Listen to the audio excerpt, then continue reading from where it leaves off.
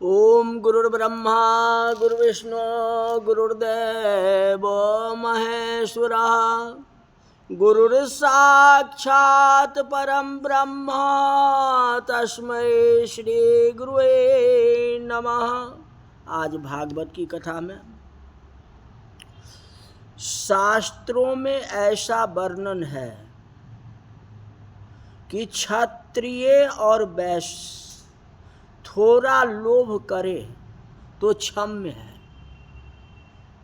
किंतु साधु और ब्राह्मण लोभ करे तो वह भगवान को अच्छा नहीं लगता है। कुछ साधु और ब्राह्मण भगवान का भजन करता है, भगवान के लिए तपस्या करता है, और तपस्या के बीच में लोभ कर दे तो भगवान को अच्छा नहीं लगता। क्षत्रिय है, लड़ाई करना है उसको, और लड़ाई में थोड़ा ऊंचा नीचा अगर हो जाए तो भगवान उसको माफ कर देते हैं। वैश्य व्यापार करता है, व्यापार में थोड़ा आगे पीछे हो जाए तो भगवान माफ कर देते हैं। ये भगवान ब्राह्मणों को कहते हैं, ब्राह्मण तुम तो अपना कर्म करते हो, हमारी भजन करते हो, और हमारे भजन करते हुए में और तुम लोभ करते हो, ये हमको अच्छा नहीं लगता। ब्राह्मण के जीवन में संतोष होना चाहिए। अगर संतोष नहीं है तो लोभ बढ़ेगा। बड़े बड़े राजा लोग लोभ से ही तो पाप करते थे, ऐसा कहा गया। वामन भगवान कहते हैं ये मुझे लोभ नहीं है, ये तुम्हारा सारा राज्य ले लो, मेरे को जितना जरूरत है उतना ही चाहिए। मैं तुमसे 3 पग पृथ्वी मांगता हूं, 3 पग पृथ्वी मुझे दे दो, क्योंकि ज्यादा लेकर के मैं क्या करूंगा। आज तक मैं किसी के घर में दान लिया ही नहीं, लेकिन आज दान लेने की मुसीबत आ गई, मेरे को लेना पड़ेगा, इसलिए तुम्हारे दरवाजे पर आया हूं। क्योंकि एक दिन गृहस्थ के चबूतरे पर बैठ करके मैं संध्या कर रहा था, तो गृहस्थ घर से बाहर आया, अब मुझसे कहा जे किससे पूछ करके इस चबूतरे पर बैठे हो, यहां से उठ जाओ। मैंने कहा मैंने संध्या करने के लिए बैठा हूं। वह बेला जो मैं आपको जानता ही नहीं है कि आप कौन हो, इसलिए आप यहां से चले जाओ। आखिर संध्या छोड़ करके मुझे उठना पड़ा।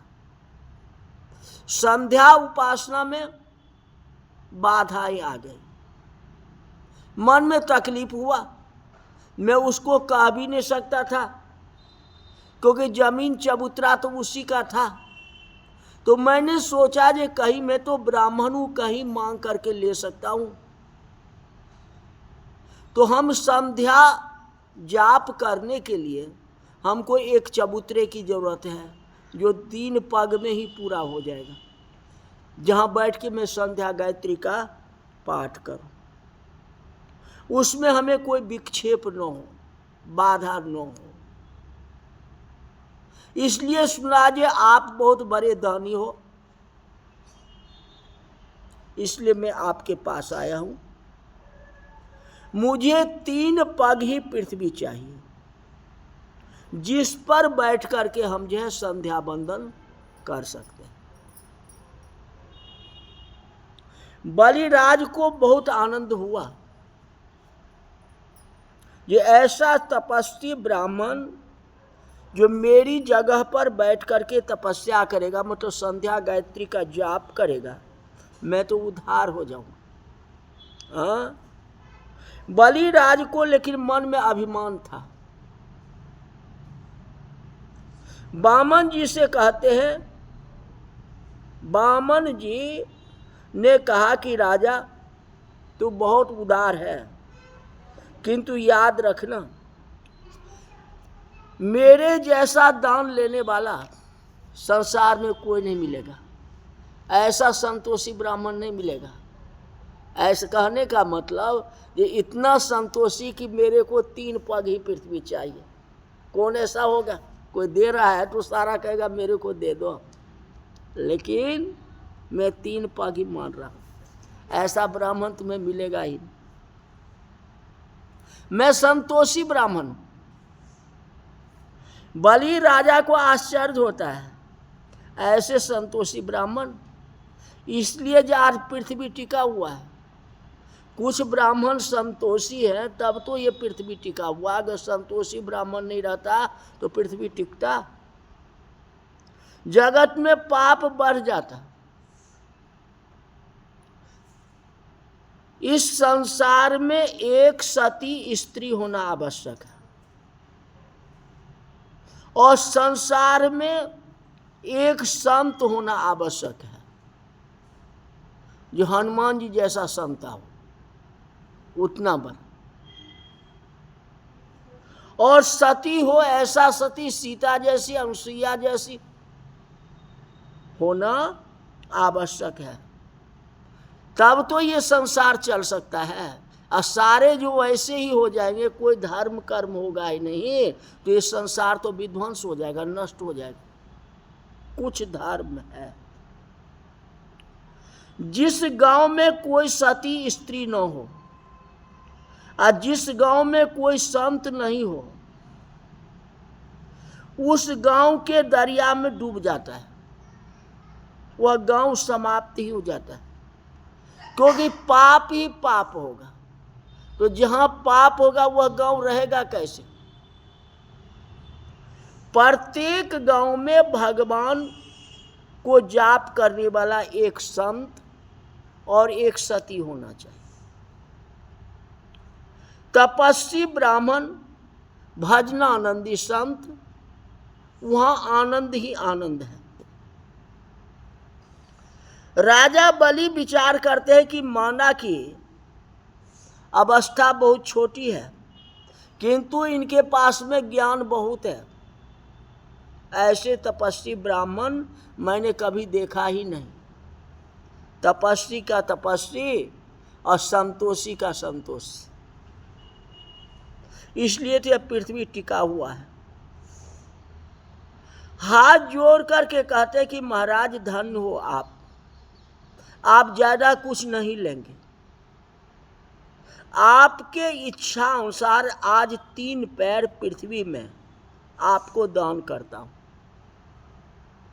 जितना आप खुशी से ले रहे हैं उतना ही मैं दूंगा, लेकिन हमारे मन में संतोष नहीं। दे तो दूंगा, हमारे मन में संतोष नहीं। मेरी प्रार्थना है इसके अलावा भी जब आपको किसी वस्तु की जरूरत पड़े तो आप मेरे पास आ जाना।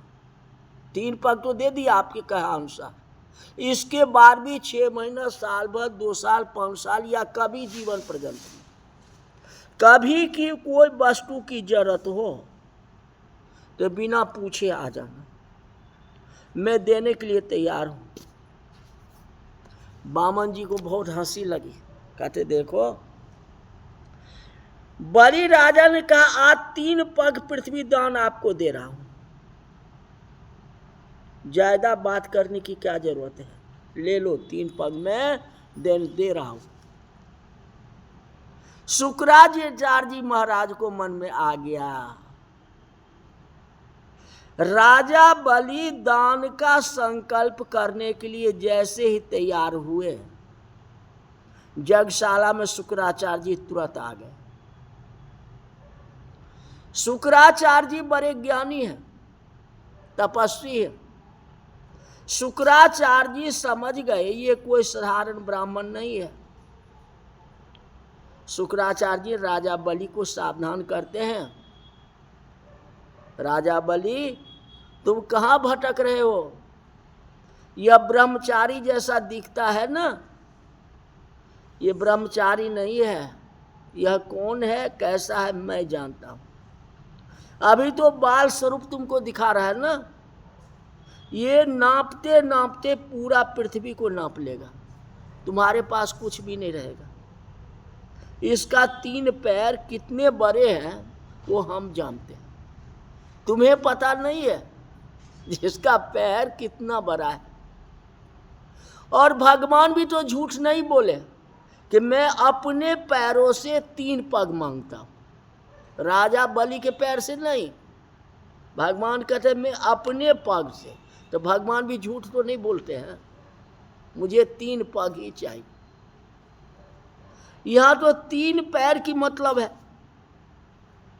शुक्राचार्य जी कहते हैं मैं जानता हूं, लेकिन राजा बलि तुम नहीं जानते हो इनका पैर कैसे है।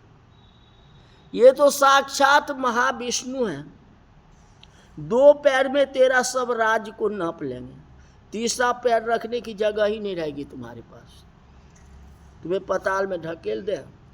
मैं इनको पहचानता हूं, तुम नहीं पहचानते हो।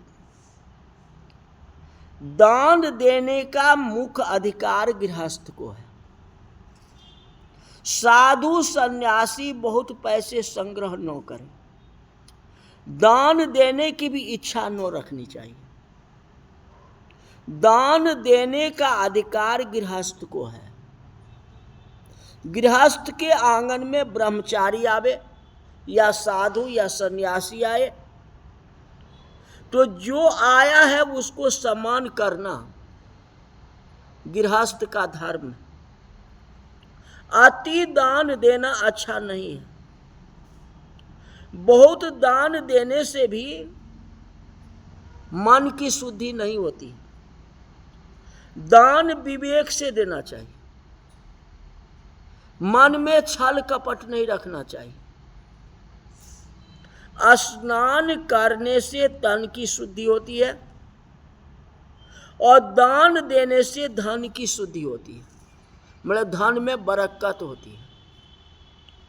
और परमात्मा का ध्यान करने से मन की शुद्धि होती है।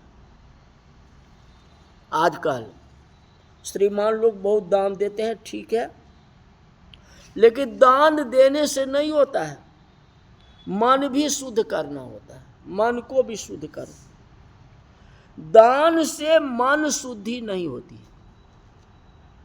दान से आपका धन की शुद्धि होगी, धन में बरकत होगी। अगर 1 रुपया आप दान करेंगे तो आपको 2 रुपया हो जाएगा, भगवान दे देंगे, तो धन की बरकत हुई, लेकिन मन की शुद्धि नहीं हुई। दान विवेक से देना चाहिए।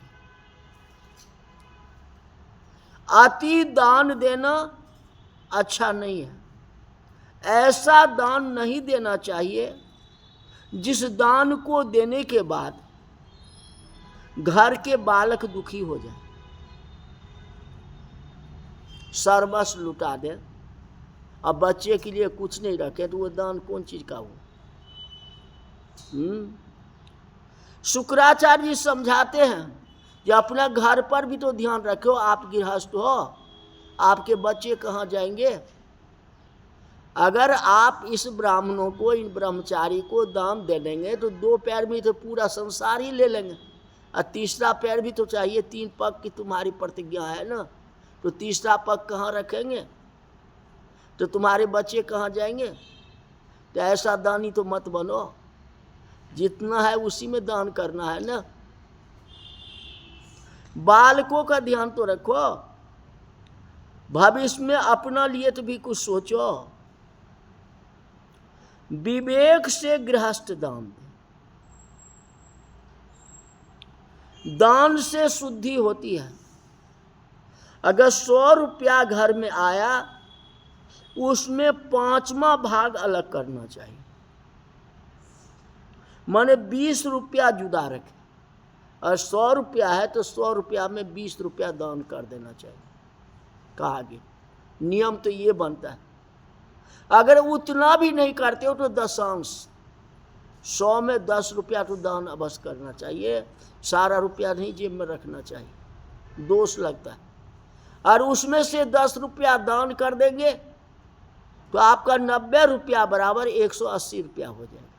डबल हो जाए। उदारता के साथ आप करो, बरकत हो। प्रत्येक धंधे में पाप होता है। जिसका धन शुद्ध नहीं है उसका व्यवहार शुद्ध नहीं होता। व्यवहार में धर्म मुख्य है। धन का पांचवा अंश जो है दान करो, धर्म के लिए रखो। चाहे दान करें या किसी मंदिर में डालें या कहीं डालें, ये आपके ऊपर डिपेंड है, ये करना चाहिए।